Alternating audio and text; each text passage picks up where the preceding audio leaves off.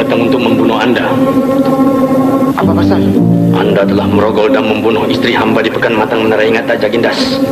Hamba tidak membunuh istri tuan hamba. Yang membunuh ialah Sujamang. Dia berada di Padet Sepang. Selepas ini hamba akan pergi ke Padet Sepang untuk mencari Sujamang. Perkemaskanlah diri, wahai Jagindas, sebelum Anda kehilangan nafas. Jangan bunuh hamba. Tolong jangan bunuh hamba. Keluarkanlah senjata Anda untuk melawan dengan hamba. Jangan bunuh hamba. Keluarkan senjata Anda. Tolong jangan bunuh hamba. Keluarkan! Jangan bunuh hamba. Pengecut Jagindas!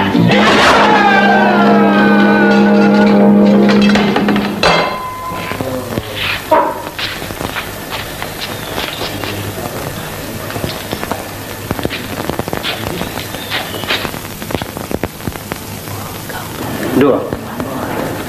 Dua. Sekarang giliran tuan hamba pula.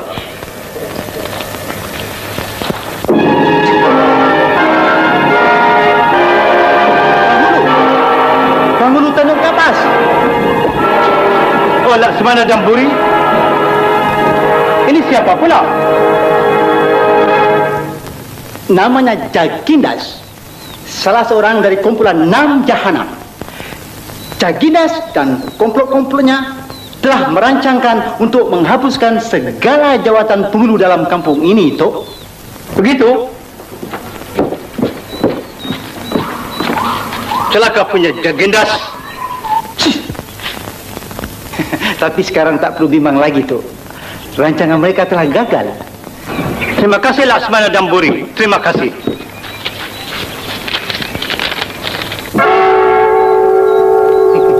Tapi jangan lupa, Tok.